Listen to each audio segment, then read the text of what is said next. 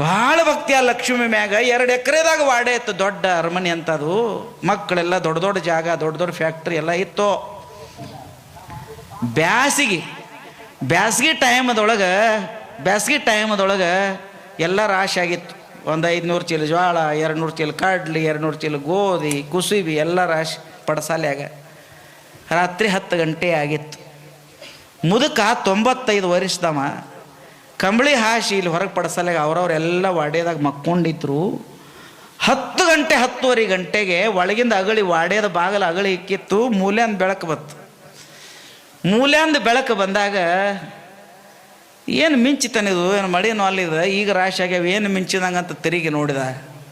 ದೊಡ್ಡ ಹಚ್ಚ ಹಸಿರು ಒಂದು ಸೀರೆ, ದೊಡ್ಡ ಕುಂಕುಮ, ಮೂಗಿನಾಗ ಮೂಗುತಿ, ಒಂದು ಕೈಯಾಗ ಬಂಗಾರ ಆರತಿ, ಕಾಲಾಗ ನಾದ, ಹಿಂಗೊಂದು ದೀಪ ಹಿಡ್ಕೊಂಡು ಒಂದು ಹೆಣ್ಮಗಳು ಬಂದು ಇಟ್ಟು ಸುಂದರ ಇದ್ದಳ. ಮುದುಕಿ